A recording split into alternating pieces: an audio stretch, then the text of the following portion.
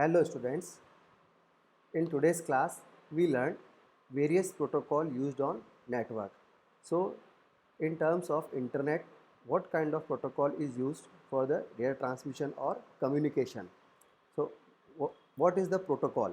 So a protocol refers to a set of rules.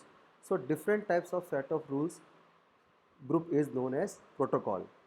In networking, there are some networking protocol that are used on the internet for various different purpose. They are following: HTTP, FTP, POP, IMAP, SMTP, VoIP or NFC. So these protocol we learn one by one. Our first is HTTP. It stands for Hypertext Transfer Protocol. So it is an application level protocol with the lightness and speed necessary for distributed collaborative hypermedia for information system. It is a generic stateless object oriented protocol which can be used for many tasks. So it is a basic protocol to transfer the data on the internet, and it transfer data in hypermedia format, and it can complete for many tasks. The HTTP protocol consists two items: the set of requests from browser to server and the set of response going to the other way. The HTTP has various built-in request method which allow user to read a web page, or to read a web page header, or to store a web page, or append to a named resource, or to remove the web pages, or to connect two existing resources, or to break an existing connection between two resources. So HTTP can does the following task. Now we understand how HTTP works on the internet. So how HTTP works? HTTP works in the internet on a 3 steps. So our first step is for web communication.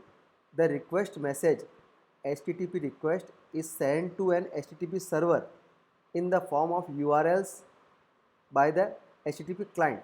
So whenever we type any website name, this request message is sent by the HTTP server in our website name, in the form of our website name. In second step, the HTTP server receives the HTTP request, fetches the information as per the request, and sends it to the HTTP client. This is called response message from HTTP server. Once we request from server receive the request and give the response to the client. Now the HTTP client receive the response message and interpret the message and display the content of the message on the browser window. So this is a 3 step. We can understand by this diagram. This is our HTTP client, or our computer, or our web browser like Google Chrome, Mozilla Firefox, etc. It requests to the server by the help of HTTP request message. After this, server will respond this request and give the response to the message by the HTTP client. So our HTTP is a stateless protocol. It means, what is stateless protocol? It means the current request does not know what has been done in the previous request. So every request is a unique request. It will not affect by the previous request.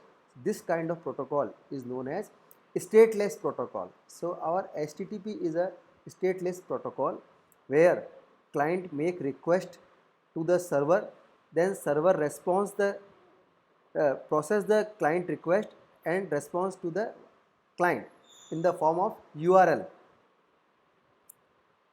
Our second protocol is FTP.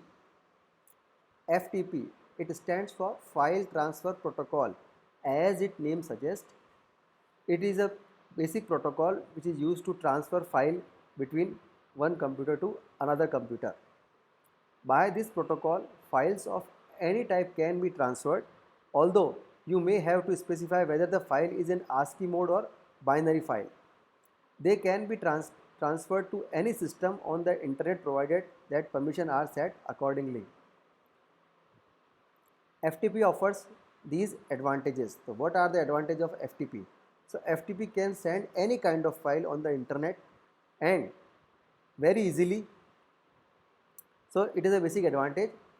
It is very useful to transfer file from one network in organization to another.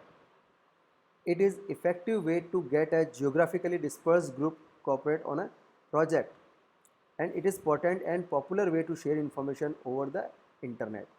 So what are the objective of FTP?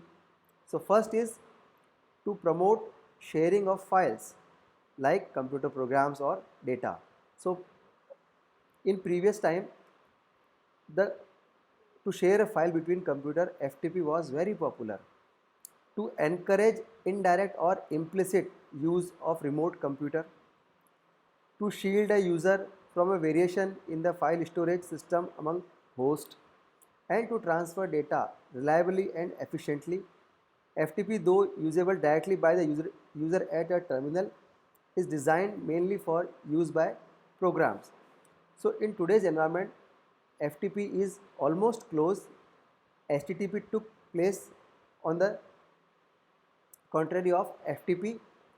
So in today's class, we learned what kind of protocol is used on the internet: HTTP, FTP, POP, IMAP, SMTP, VoIP and NFC. And we discussed today HTTP, and we learned how HTTP works on the internet and what is FTP and what are the objective of the FTP.